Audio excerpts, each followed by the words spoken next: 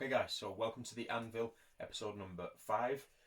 Today we're going to be talking through the 5th tenet in the Tenets of Strength series, and this is stability versus strength, or the distinct differences between the two. So, simple definition and the way to kind of delineate between either of them. Strength is the ability to exert or produce force against an external resistance. Stability, on the other hand, is the ability to resist a force that's being applied to you. So, Newton's 3 laws of motion all obviously apply to the world of strength, but particularly the third law is every action has an equal and opposite reaction. So, say you're deadlifting a 100 kilogram bar, the force that's applied into that barbell, okay, is also being redirected within your body. And the key is that the muscles aren't always the same in terms of the ones that lift it versus the ones that resist it. And the ability to generate and maintain stability throughout the course of movement is ultimately the thing that allows you to express your fullest potential of strength. So there's a lot of people that, given the right stability and the right postural position, they can lift way more than they ever actually will, simply because they don't understand the concept of stability. Now obviously we've said it's the ability to resist force, but the way people typically view stability is when the centre of mass falls outside the base of support. Now that is one way of training it. Okay, it's a simple way of manipulating body position, particularly if you have a lack of equipment. The easiest way to train stability is to simply challenge the, like I said, centre of mass outside the base of support. So let's say we were to stand on one leg. If that's not challenging enough for you, holding your arm out to the side will shift your centre of mass slightly, and the muscles, the postural muscles within the leg have to work, and the core have to work to keep everything in line. However, the way we tend to see stability versus strength in relation to heavier strength training or increasing the intensity of the strength training that we're doing is these 2 points below here. So eccentric contractions. I've talked about this before, particularly within the attention over position kind of tenet. But eccentric contraction refers to the negative portion of a movement. So as you lower your body or lower a weight down. Okay. The reason it's so important is that all of our muscles, without going into too much detail, the majority of our skeletal muscle from an architectural standpoint is geared towards being more efficient during an eccentric contraction. So, biomechanically, and all our levers are designed to be much, much more efficient when we lower things. However, whether it's because it's the term lifting weights or whatever, we tend to focus primarily on the lifting of them, and we tend to neglect the lowering portion.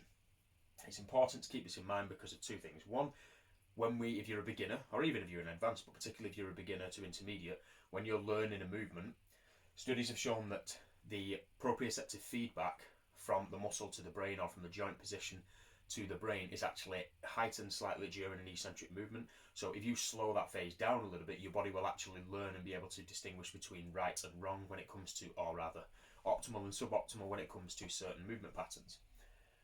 On top of that, the time under tension, which is something that we'll go into much more detail about at a later date in a separate video, but the time under tension during the eccentric phase is of absolute importance so that we can gain a true appreciation of what muscles need to be used.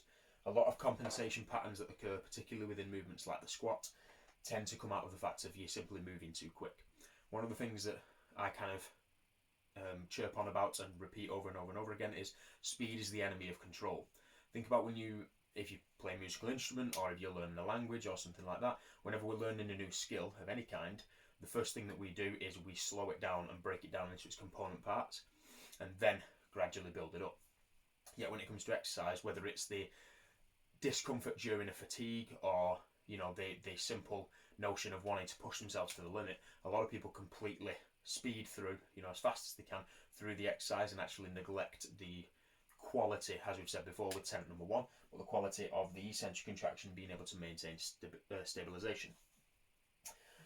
The 3 ways that we tend to fix stability, okay, and another reason why eccentric contractions are so important before we go into that point is we typically see compromised stability or a lack of stability during an eccentric contraction. So as I've said with the tension over position tenet, as you lower yourself down, if there's a sudden increase in speed or you suddenly drop, that tends to be within an eccentric contraction, and it's the inability to maintain tension and stability.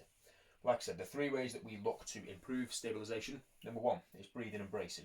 Okay, now we'll go through these in very, very intricate detail at a later date again, but breathing and bracing refers to the ability to utilize the diaphragm and the internal core musculature to generate what's known as intra-abdominal pressurization, or IAP.